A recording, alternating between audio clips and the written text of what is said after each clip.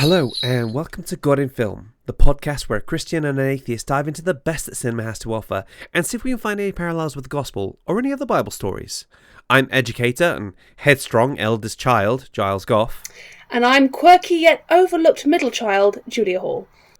Today, for this very special Christmas episode, we're going to be looking at Little Women, Greta Gerwig's 2019 adaptation of the classic American novel by Louisa May Alcott in 1868.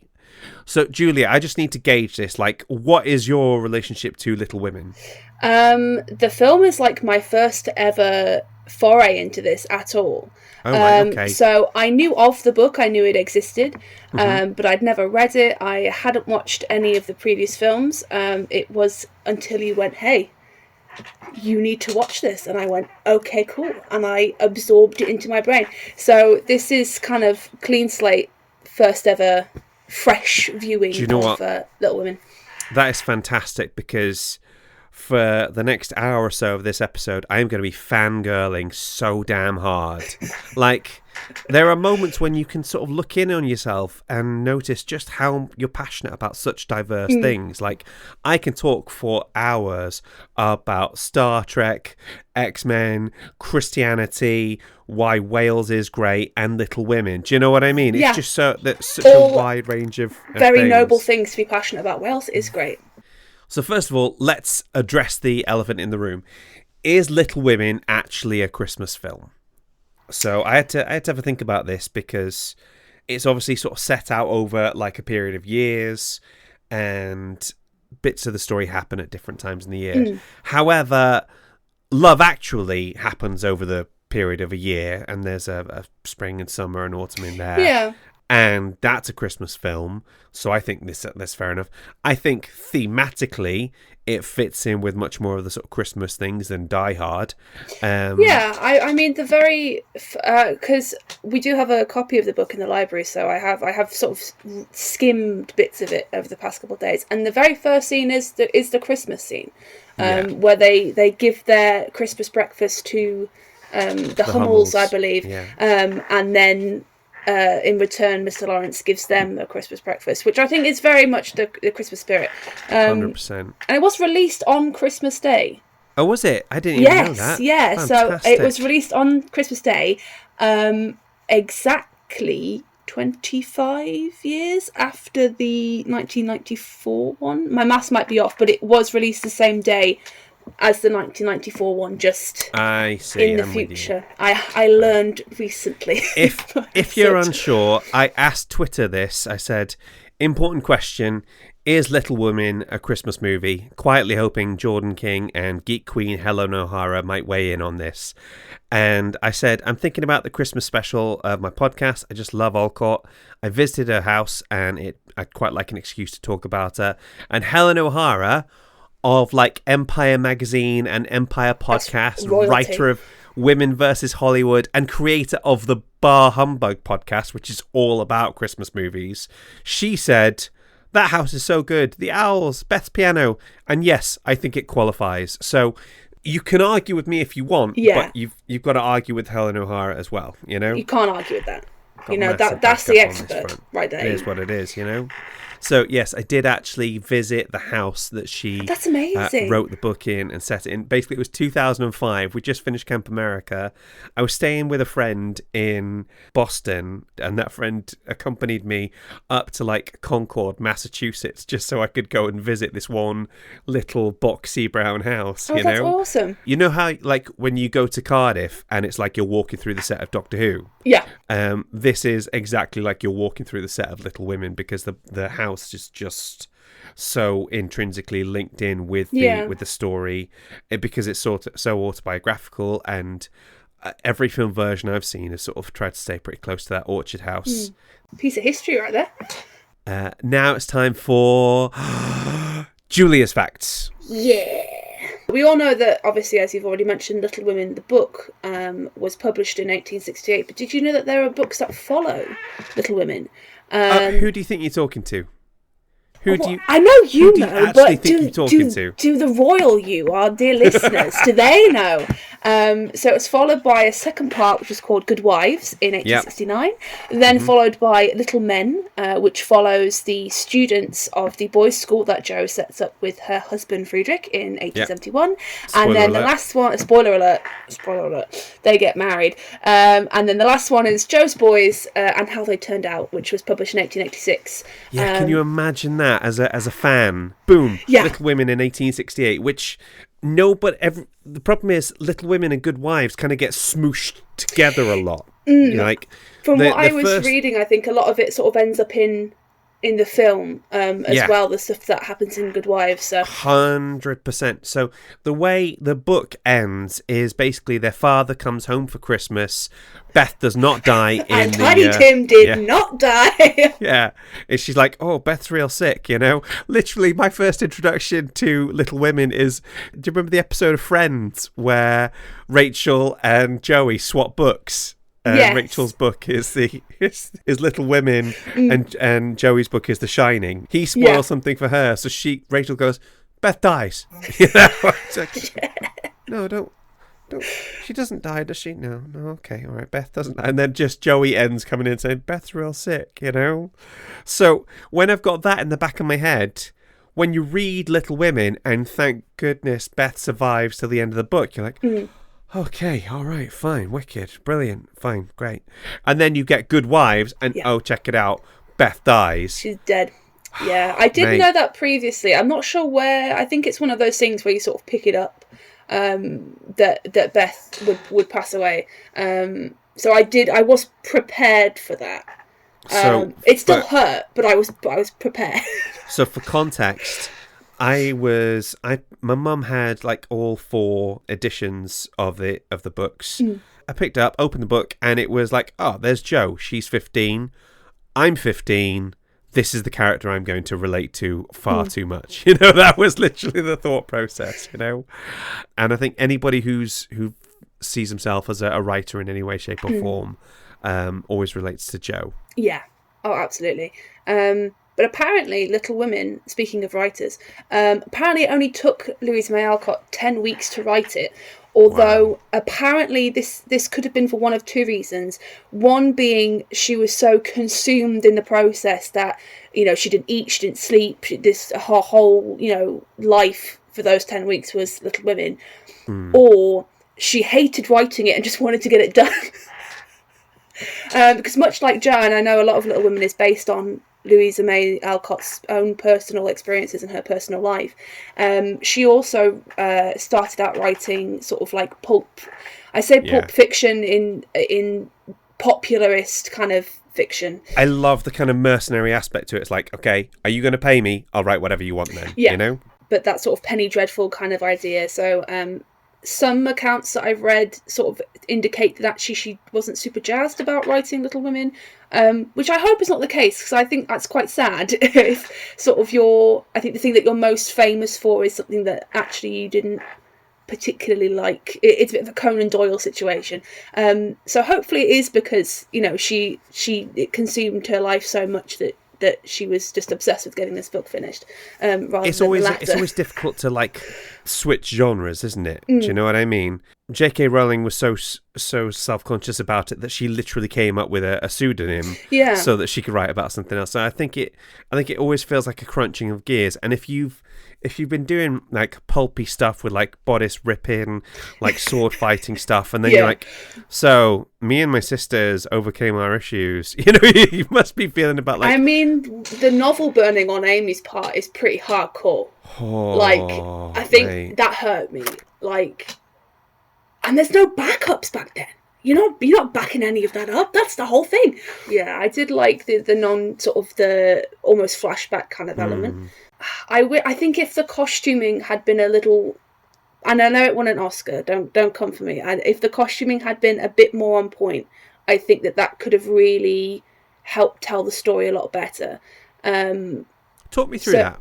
So during the 1860s, when this is set, you've got sometimes they're wearing stuff that's quite 1860s. Sometimes they're really not.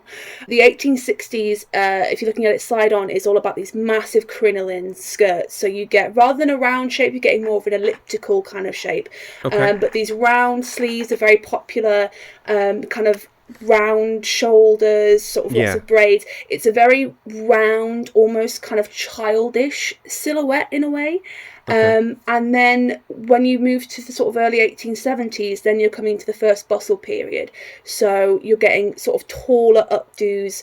There's very much more of a style for kind of a slender, except when you get to the bustle, which kind of the 70s really pushes that bustle out. But from front on, it's a very slender, narrow sleeve kind of physique, a more grown-up physique, if you will, which I think would contrast nicely with this is when we're children and this is when we're adults. Just to sort of, and again, I'm also... I need some things I need spoon feeding to me a little bit. So it's sometimes I was like, is this before or after the thing with the other thing?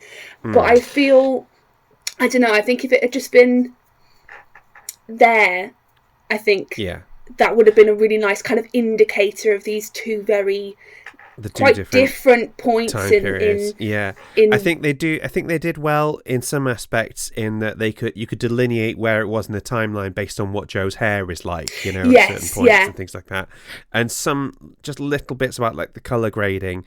But it did occur to me that it could be a little bit, well, actually it didn't. Somebody had to point out to me that it could be a bit confusing for someone coming into it cold. But for me, by the time it came out, Little Women had been in my life for like 21 years already. So I'm like, screw you guys, we're here for the hardcore, you know? Yeah, get with it or go home, get with the programme or get off the bus, you know? Apparently, so to get talking about the film now, so Saoirse Ronan, first of all, pretty much cast herself in the film. Apparently she reached out to Greta Gerwig and sort of went, oh, I'll be playing Joe.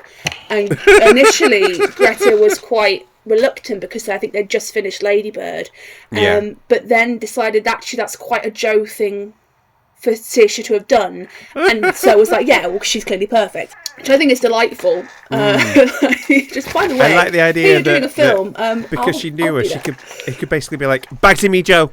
Yeah, but we have to have an audition. Yeah, but no, I Bagsied it though. But we have to be fair and honest and make sure but if they really cared about it, they would have Bagsied it first, wouldn't they? You know? Exactly. And Saoirse Ronan and Florence Pugh apparently used to wrestle each other on set before their scenes to kind of get that physical anger between them right for each kind of like scene. They're So a thought there. There might speak your mind, Giles. What's your thoughts on those? I'm sure it was entirely respectful and respectable, and I'm conscious this is a family show and a Christmas show, so I'm just going to say nothing at this point. Yeah, no, just a friendly little, little headlock here and there. Just two girls being dudes, just wrestling like you do. Yeah, to be fair, like you do. There probably wasn't even any mud bath there. I don't know what anyone's going on about. What do you mean, Jelly? What? Huh? Yep. But yes, apparently to kind of get that, because I think there is quite a lot of tension between Joe and Amy in the film, especially. Amy at one point, I think, mentioning that she sort of hates being in Joe's shadow, sort of being her second to Laurie when he decides he's going to marry her instead. Yeah, it's very complicated and very honest, that the fact that emotions can be messy, that relationships can be messy, I can't remember off the top of my head whether the bit about, you know, when Joe is like, okay, no, you're right, I probably should marry Laurie, and she puts the thing in she puts the letter in the little postbox. I can't remember whether that is an addition of the film, or whether that's true to the book, but it is a bit like, it's quite heartrending, that, isn't it? Yeah, I think it's a real gut punch when then she comes down the stairs and oh no, that's before then. It's because Laurie's like, oh, by the way, we're married. Just, you know, I'm not gonna lie, I hate Laurie. I'm just gonna go ahead and say it. Okay, all right. All right, talk me through your thought process then. I despise him with every iota of my being. Which at least how he is portrayed in this film, because shots fired. He is the word I want to say rhymes with truck, but I'll use playboy instead. Okay. Because he is the absolute epitome of an 19th century like playboy. He's chatting up Joe, and then he's rude. He's negging Meg at the ball. Yeah. On one hand, being, oh well, I don't like that you're being frivolous and actually caring about wanting to participate in society. How dare you? And then he's like, oh, but dance with me. Make up your mind, babes. Which one is it? Which one is it? And although, because I talked this through with my mum on the phone yesterday, because I just had to vent. Apparently in the book, Fred Vaughn, who is in the film is Amy's possibly engaged to be, doesn't actually exist in the book. Right, okay. At least that's what my mother has reliably informed me. That could be wrong. And in a way, I think that, again, paints Laurie in a worse light, because this millionaire, or this very rich man that Amy would have married, which, in my view, would have absolutely given her the means to do what she loved, which was painting. That was especially in this, and again, what's discussed quite often in this film is a woman's prospects and marriage as an economic proposition, I think, in Amy's words, which is a very real reality, for lack of a better word, for a lot of women. You know, to marry well, sometimes your life depended on it. And so then for Laurie to swan in and go, oh, Amy, don't marry him. My guy. My guy. Yeah, but this is what you're not getting, right? This is what makes these characters real and makes them. It's not just that they're flawed, because like everybody's flawed, whatever. But it's the fact that Amy should be like, no, you had your chance, haha. It's that awkwardness of like, I've been so obsessed with your sister, and now I see you in a completely different light, and I've got no right to ask this. Like, are you familiar with the concept of the hot window? I can guess at the hot window. I think I came up with the term, but I don't think I came up with the concept. You know, we see it all over in like so much stuff where you see the sort of slightly dowdy, homely looking girl gets a makeover. You know, like you're like this, the librarian takes off her glasses, unbuttons her hair, and all of a sudden she's absolutely stunningly beautiful, you know? So just like the hot window is just that thing of where somebody who wasn't attractive to you anymore before is suddenly really attractive to you, you know? I mean, the way I prefaced it is that the window will close at some time, you know? But yeah, you can just see that bit where he's like, okay, you know.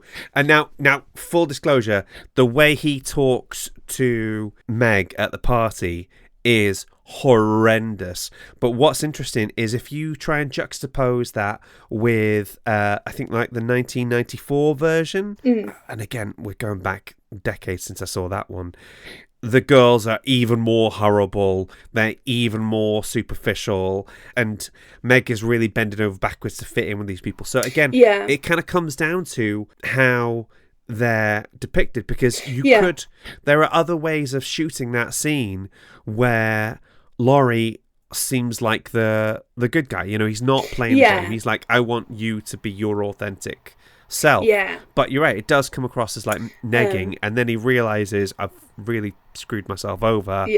Please come and dance with me. I just want to make this better. This is one of the things I do love about Laurie, is he's so he's incredibly flawed, but he's flawed like a teenage boy is flawed. Having spent some time as a teenage boy myself, I can really relate to those kind of just like gear crunchingly bad awkward moments, you know? Like, I think at least I think for Laurie, he has a want to change. Yeah. I think the way that he's portrayed in the 2019 film is perhaps maybe they've done him a bit dirty in exaggerating, I think, some of those kind of playboy flaws of his. But I just didn't like him. Okay, I didn't like it. Just no shade to Timothée Chalamet. He did an excellent job as a character, and in that it's, you know, he's a flawed character, and that's fine. I just don't like him. I can't. The red flags is flagging. Okay, all right. Do me a favour. Watch the 1994 version with Christian Bale playing Laurie, and tell me. Christian Bale is Laurie in the 94. Yeah, I know, right? Okay, Batman is I'm Laurie.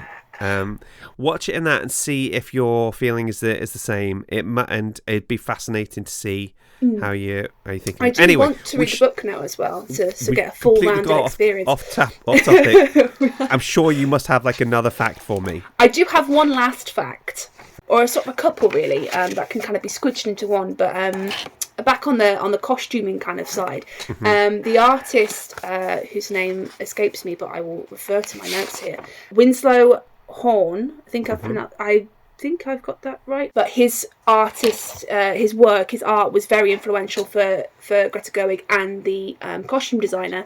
I think some pieces, including Jo's hat that she wears in the beach scene, are like basically reproductions from those paintings. Yeah. And each sister also had their own colour palette, which they kind of stick through the film. So if you... Jo is red? Yeah. Is Meg blue? She isn't blue, but blue is one of the other sisters. Would Amy be blue? Amy's blue. Right, okay. Is Beth green? No, but one of the other sisters is. So Meg is green. Meg is green. Right, okay. I have no idea what Beth is then. So Meg is supposed to be lavender and green. Jo is red and indigo. Beth is brown and pink, and then Amy is blue. Which is subtle enough, I think, that you don't immediately go, oh, Beth is clearly pink. But I think when I read that, I kind of thought back and went, oh yeah, actually that does make sense. I think in the earlier scenes when they're children, they tend to wear their colours more, or at least more of them, and then when they kind of grow up, so I think Jo has that sort of red scarf that she wears, the little kind of neckerchief sort of scarf, so the older they get, the less sort of pronounced the colour palettes are. But Marmee has all of those colours, and it's why she's in quite a lot of paisley prints and other sort of that's fascinating, multicoloured kind of fabric to represent all of her girls, basically all of her little women, which I think is quite nice. I wasn't aware of that, but I love that. That's fantastic. But that's me. I'm facted out. Fantastic. I have told you all I know. Thank you very much, Julia, for that. Now we have a wonderful guest for this one. I'm going to let her introduce herself. Hi, I'm Sarah Cooke. I am an author of erotic historical fiction, mostly working and dabbling in the Victorian era. I am also a Victorian era enthusiast and a film marketer. Fantastic. Sarah, it's such a joy to have you on the podcast today. I'm thrilled to be here talking about one of my favourite things. Fantastic. Okay, so let's get into it. What can you tell us about Little Women? Oh, well, Little Women is, I think, the best historical feminist literature for young women and young girls that was based on it's a book by Louisa May Alcott, published in 1868, and it has been adapted to the film 7 different times over the course of like 100 plus years, and most recently the 2019 version by the wonderful, immutable Greta Gerwig. And it revolves around 4 March sisters as they transform from young girls to young women. You summed that up beautifully there. So let's talk about a lot of people growing up. Elder millennials like myself will probably be more used to like the 1990s version of Little Women with Winona Ryder as Jo. So what is it about Greta Gerwig's version? How did that come about?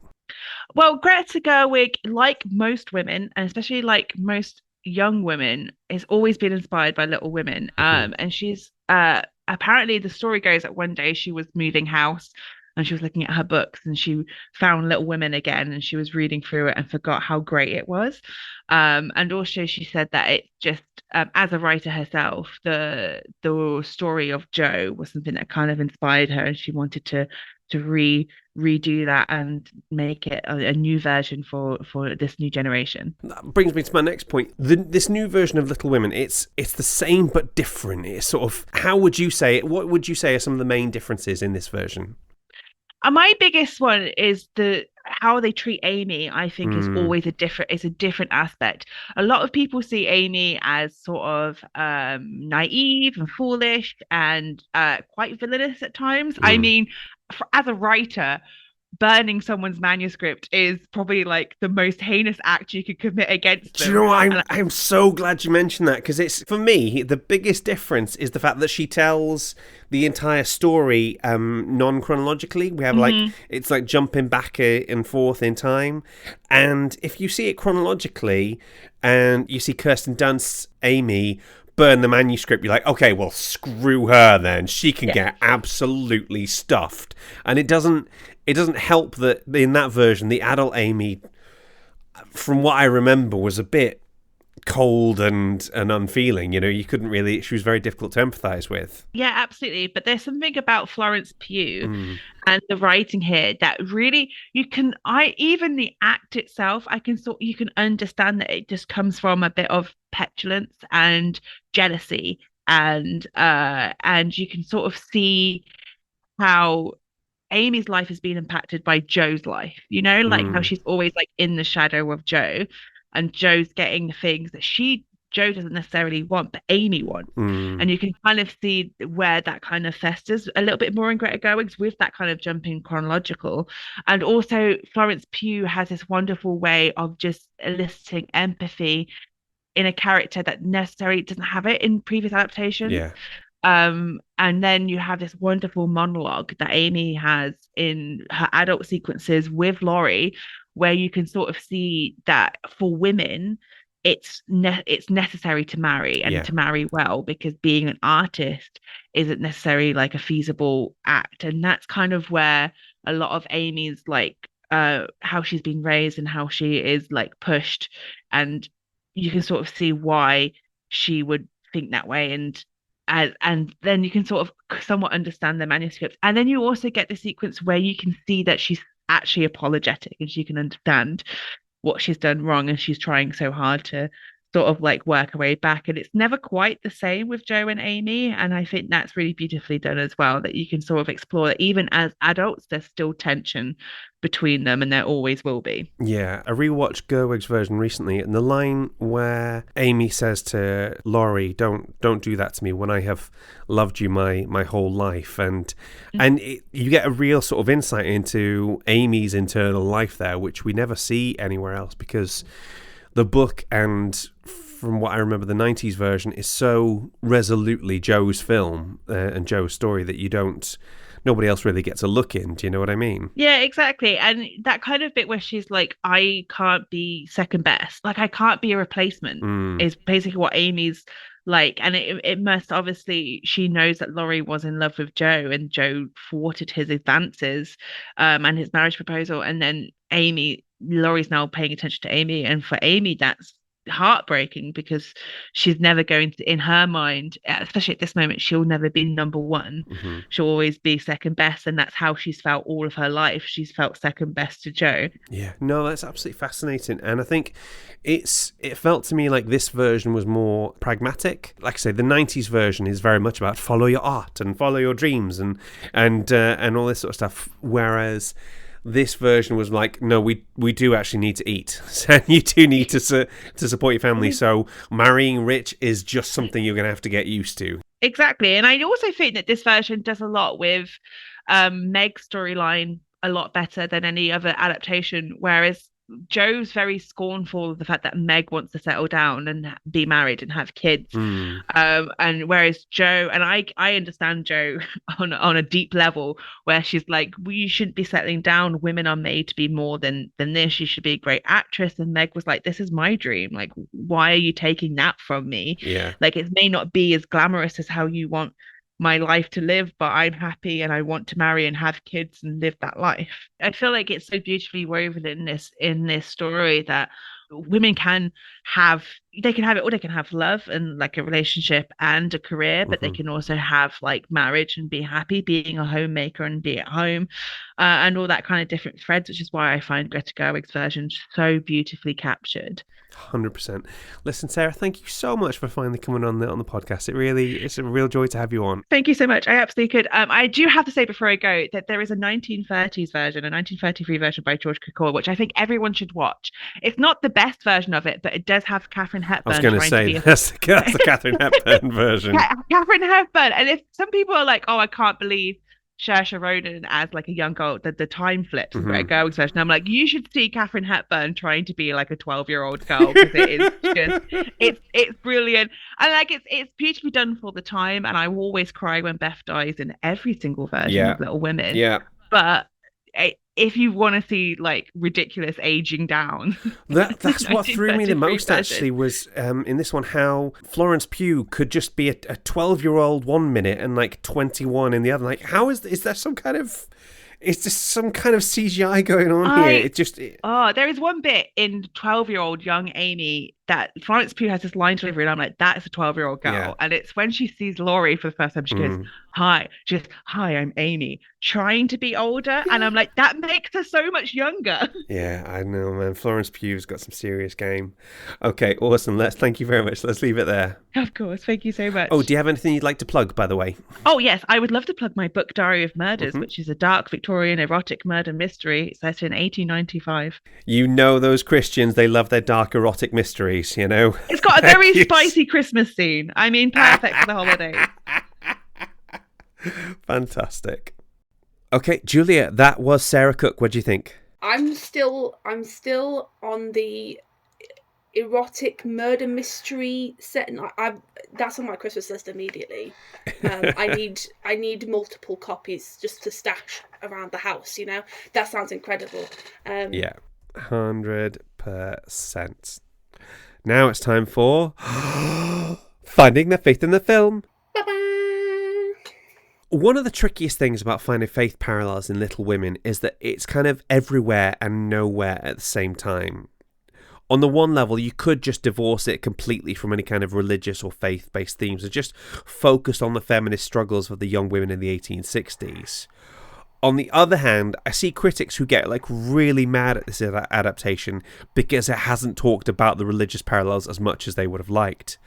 And I think part of the problem of this is that large sections of the book are so heavily didactic. They are so much trying to teach you a moral lesson, which might have been entirely appropriate in like the Victorian era, but that kind of style of storytelling really sort of struggles to survive in the kind of modern world. Yeah. You know, one of the things I found particularly about this film and this story is that rather than having like explicit faith parallels, I felt a lot of the time it kind of reflects what it's like to be a Christian, and a lot of the kind of issues that you deal with kind of come through in this.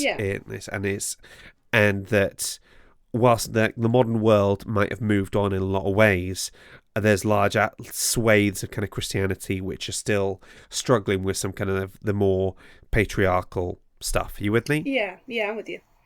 But I want to get into the weeds on this and try and look at one of the things that really kind of complicates finding the Christian parallels in Little Women, and that is Louisa May Alcott's belief in transcendentalism.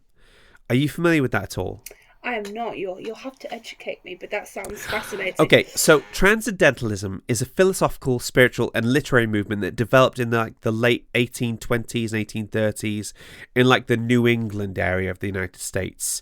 And a core belief is inherent goodness of people and nature. And while society and its institutions have corrupted the purity of the individual, people are their best when truly self-reliant and independent. Okay, so a little bit of background for you. Louisa May Alcott's father was Bronson Alcott, and he is an education reformer and like a free thinker, And he's so revolutionary that he's really bad at keeping a job. He keeps setting up schools and everyone's like, yeah, this is great. This is fantastic. And then we're like, okay, we're going to teach the kids how to debate and do critical thinking. And then the parents are like, whoa, we don't like, no, we don't do that here. We don't want the kids to do that. So he would also overspend way too much, and then they would have to sort of close the school, sometimes like moving house to try and escape their debtors. To give you an idea, the family moved 20 times in 30 years. Oh my gosh, that sounds exhausting. Absolutely, 100%. I think part of the reason maybe why she loves Orchard House so much is it's finally just this sense of feeling settled, like. So to give you an idea, these transcendentalists, they're like one of those kind of unique American religious or philosophical movements. So like, over here we have we have effectively a state religion of like Protestantism, thanks, Anglicanism. Henry. Thanks, that's came in handy. And because the Americans don't have that, it's kind of a bit of a free-for-all, effectively. Yeah. That's why we get, like, Mormonism, Adventism, Methodism, all this sort of stuff, Yeah. So, to give you an idea, some of the transcendentalist pioneers are, like, Ralph Waldo Emerson, Henry David Thoreau, and they're great friends of the Alcotts. Yeah. And as time goes on, Bronson Alcott's beliefs about transcendentalism seem to, like, radicalize him a little bit. They live in a commune at some points, and he starts to believe things like you shouldn't be paid for anything you do and only survive on what you can make yourself, which, as I'm sure you can appreciate, really makes just living difficult. Yeah, it's giving like zero waste crunchy mom of the 2023s who doesn't use GMOs. Yeah, those people who are just exhausting, So Bronson becomes a bit of a waste of space as a result. So Louisa kind of sees it as her job to support the family through her writing work, which is why you get so heavily this sense of I'll make some money by writing some words and selling it, And I quite like it that when it comes to fictionalizing her family life, she just writes her dad out of the picture by respectively portraying him as a clergyman who goes off to be a chaplain in the Union Army during the Civil War. It's like, oh, and Dad's away. He's far, far away doing something flipping useful rather than just sitting around navel gazing. Do you know what I mean? So there are references to transcendentalism as well as Christianity in the novel, which don't 100% sit well with each other. And there's a part of me that's like tempted to wonder whether Alcott put in the references to Christianity either because it was like just all around her. It's synonymous with being a good person. It's like Natalie described it last lesson about being a cultural Christian, Yeah. Or perhaps Louisa was like, hey, do you know what? I'll stick in some God stuff and it'll definitely sell the book better, There's a twisted part of me that kind of respects that. Do you know what I mean? Like, I need to make some money.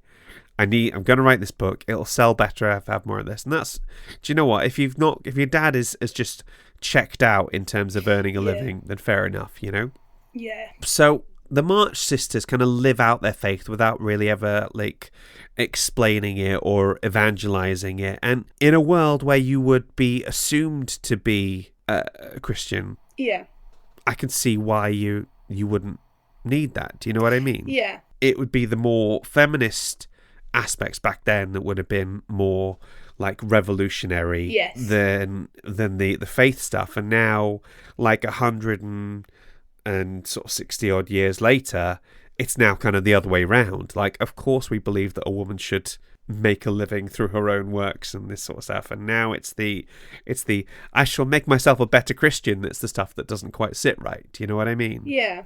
So what's really interesting is that in the book, they're less inspired by the Bible itself and more inspired by one of the greatest works of Bible fan fiction, The Pilgrim's Progress. Have you ever heard of that one? I have not. This is oh, dude. Bible fan fiction is not a phrase I thought I would hear nor myself repeat. No, but you've heard of like Paradise Lost, you know, so there's... Oh, I suppose. I mean, Dante's Yeah. Inferno is like... Dante's Inferno is self-insert, yeah. and then I went to heaven and everybody thought I was ace, you know, this sort of stuff, you know. Yeah, it's a mood. We've been there. Who hasn't been there? Exactly. So, okay, maybe strictly speaking, Pilgrim's Progress isn't necessarily fanfic because it's... do you know who else I learned?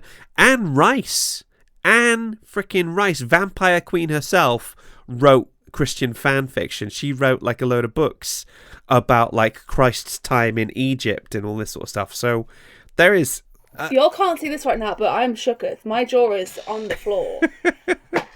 Queen of Darkness herself. Yeah. Be writing about Jesus Christ. Incredible. 100%. Like, that woman played jump rope with the I'm an atheist, no I'm a Christian, no I'm an atheist, no I'm a Christian. Like, just put us all to shame.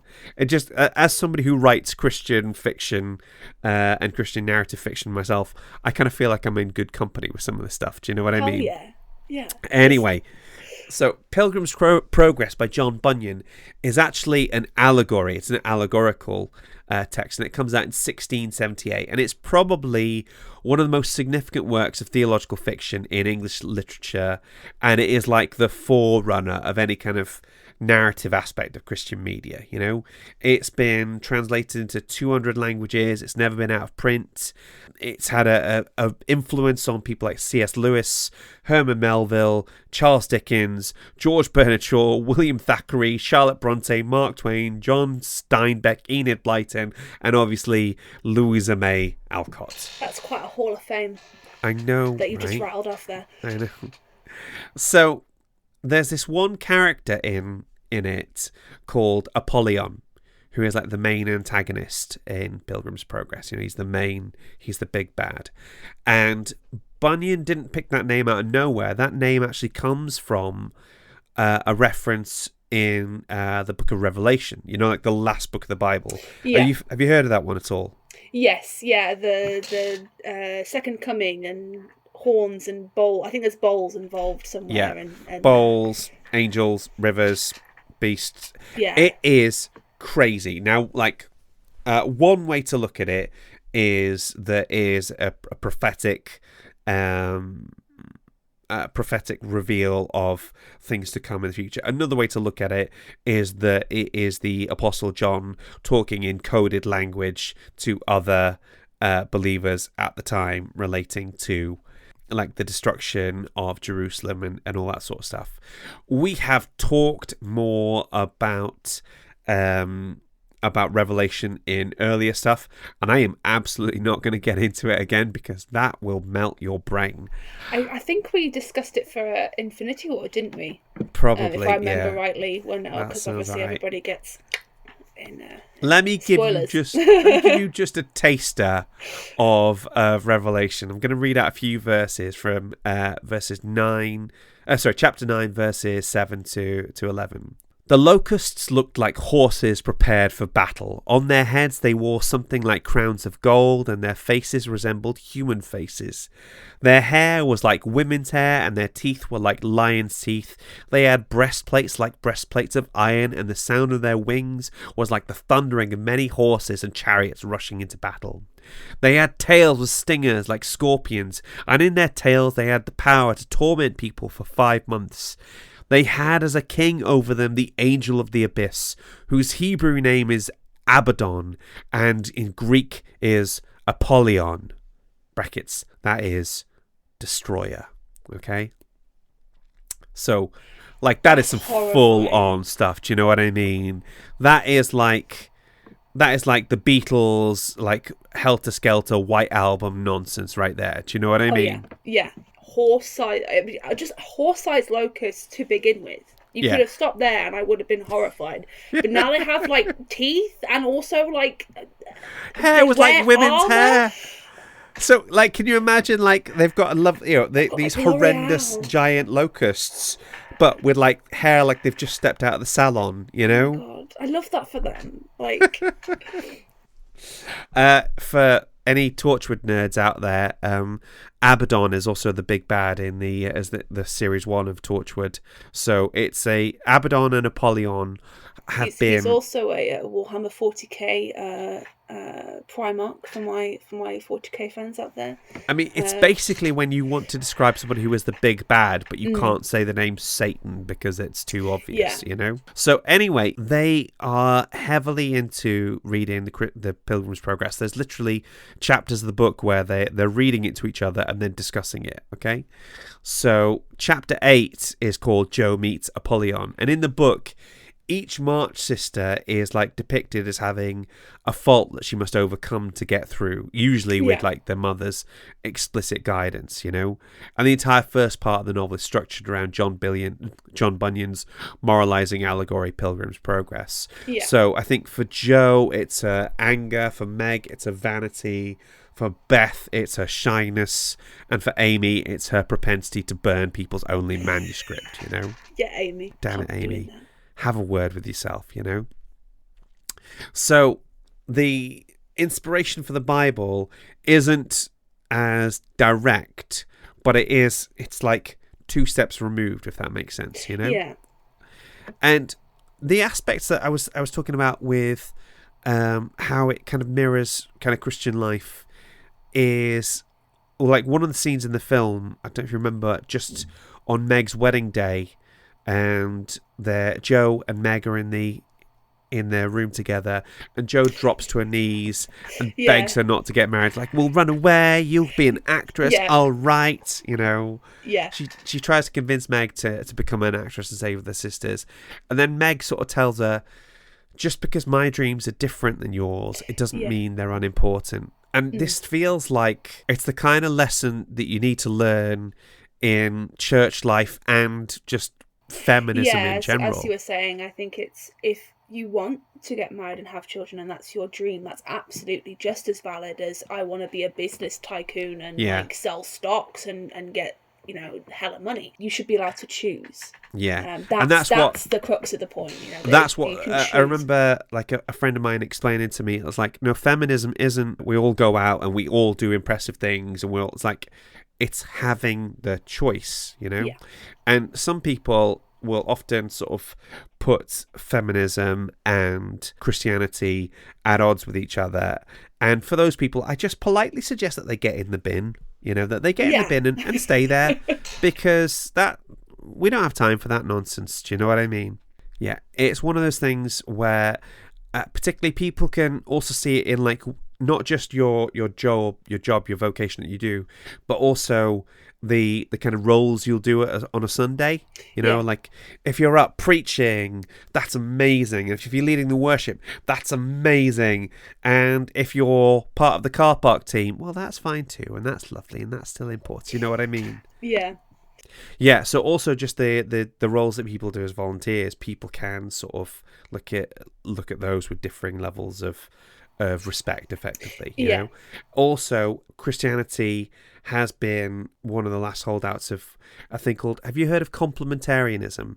I sound very uneducated. I have no idea what that is. Dude, when I hear an incredibly intelligent person not knowing a thing that I know, I'm like, oh, thank goodness, I've got something to contribute to the conversation. So complementarianism was this notion, I'm going to try and say it without my sarcastic voice, that men and women have different callings and have different roles that they fulfill, and that might be fine up until the point where you start to notice that it always seems to be the women's job to make the tea, and it's the men's job to run things and do all the teaching and the rest of it. And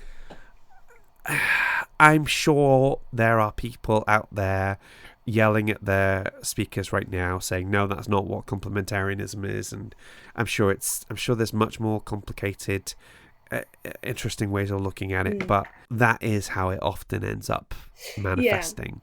And that is one of those things that is so, really does leave itself open to abuse and exploitation quite easily. Being able to see that somebody else's dreams and vocation and the role that they play is just as important as yours is something I feel like lots of people need to get their head around, you know? Yeah. The next thing I wanted to talk about was obviously proposing and getting turned down, okay? Now, you have made your feelings for Laurie perfectly clear. That Laurie is just a truck boy. Can't be dealing with that. For the longest time, like, unrequited love was my safe space. Do you know what I mean? It's like, okay, I know where I am with this. I'm going to like you. You're not going to like me back. It's going to be miserable. I'm going to eat lots of ice cream, watch that episode of Buffy where Angel breaks up with her in the sewers. And I'm gonna drive along at night listening to Taylor Swift at obnoxiously loud levels at about 60 miles an hour. That I all knew, you know? All, perfectly normal things to be doing. Please tell me you have some experience of that feeling of when you want to be with someone because you seem absolutely perfect for each other, but the other person is just not feeling it.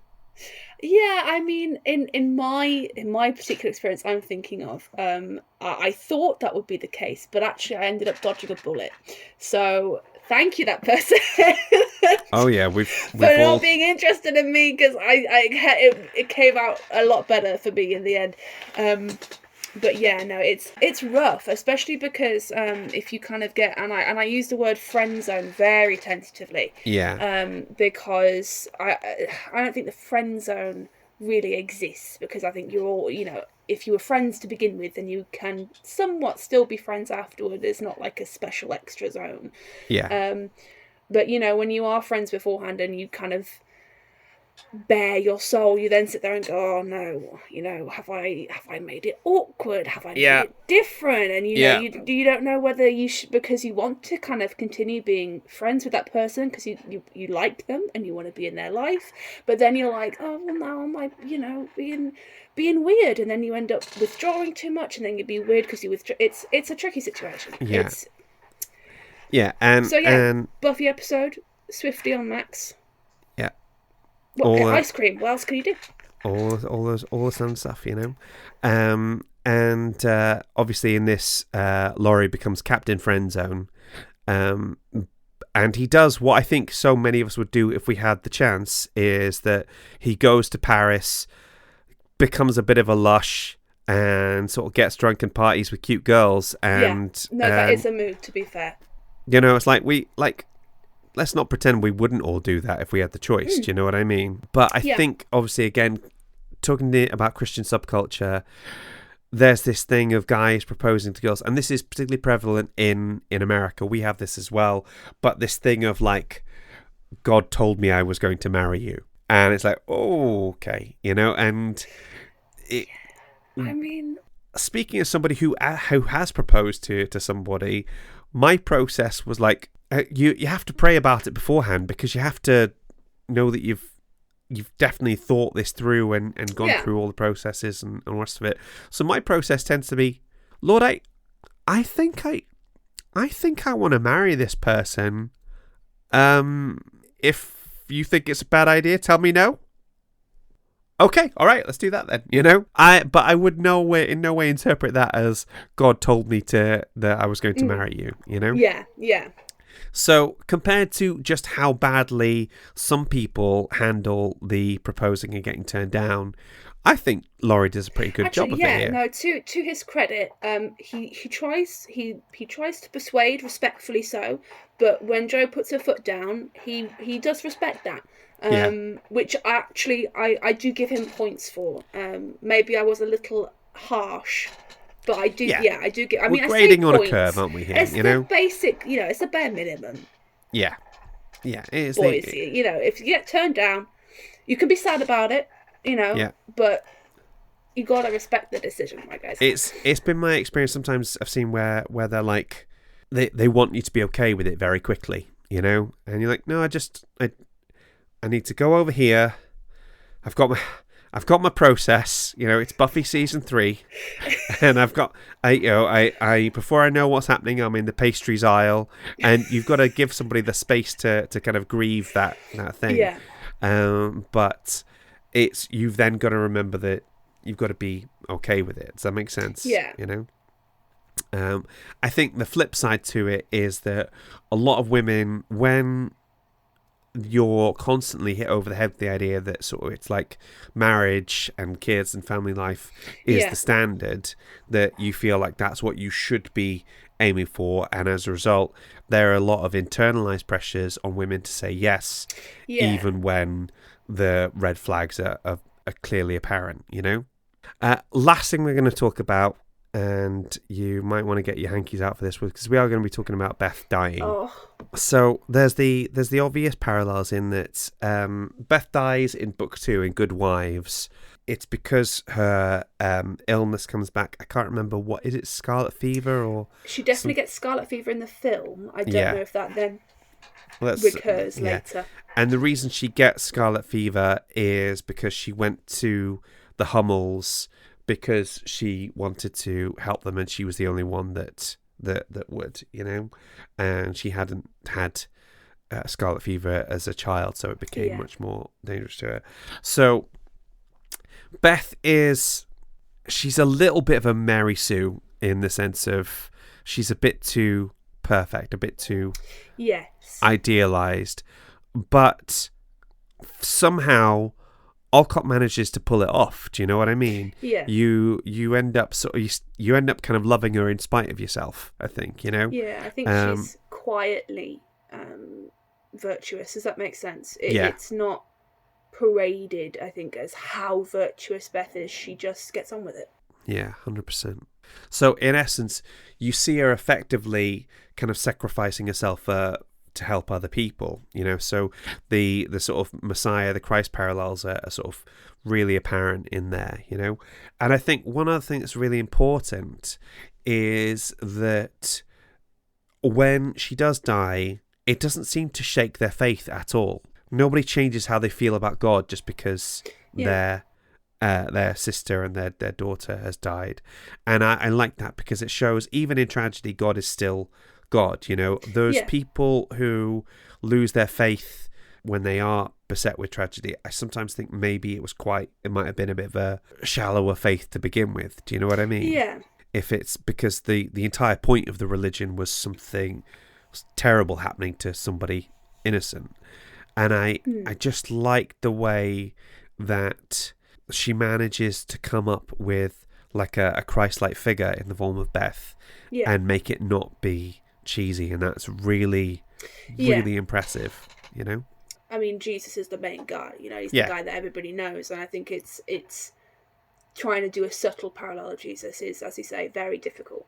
When a lot of the time it's, you know, the only I know Jesus. I can probably name you maybe a handful of other biblical figures, but only now having pointed it out, that now I've gone, oh yeah, actually, I suppose when you think about it, Beth and JC, they kind of have that same trajectory. Yeah, it's the one key thing, you know, somebody who is like, I want to say morally superior, but I know that sounds condescending, but she is, though, you know, she is like morally superior to the others. Scene in the film, when, you know, Beth's saying, look, I'm going to go to the Hummels, and I think Joe and Amy both kind of go, well, like, we'll go in like when my mom asked me, hey, can you put the laundry out? Oh yeah, like, I'll do it in a bit. Yeah. Like, I'll do it later, you know, I'll get round to it. Exactly how, you know, teenage me would have probably reacted to doing what I viewed as a chore, which would be go around to the Hummels and give them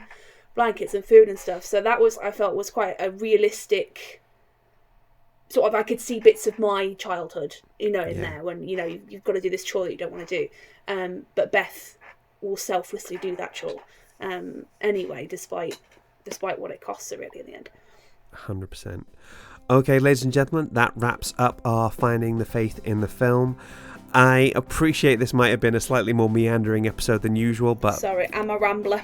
Hey, I'm a rambler too, but I flipping love Little Women. I absolutely adore it, and I couldn't think of anything else that I wanted to talk about for our Christmas episode beyond this one. So if you have been, thank you so much for listening. We will see you at some point in the new year. Full disclosure, me and Claire have another kid on the way. I do not know what we were thinking. So that might have a knock-on effect on when I can get episodes out, but this isn't the last you've heard from us. In the meantime, Julia, have you had a good time? I've had a great time. This has been a blast, as always. Fantastic, me too. Thank you very much for listening, guys. Merry Christmas. Bye. Gordon Film is hosted and created by Giles Goff. That's me. Mixing and editing by Giles. Our logo was designed by Julie Walsh. And our theme tune was composed by Rick Lee. Fact-checking and waffle editing by literally no one. I've gone drunk with the lack of oversight. Please rate and review. Unless it's a 1-star, in which case, yeah, you know what, fair enough. We've had a lot going on, so my apologies if this isn't up to our usual sparkling standard. But do me a favour and give us 5 stars anyway, or I'll come round your house and burn the only copy of your manuscript. Merry Christmas, guys, and we'll see you in the new year.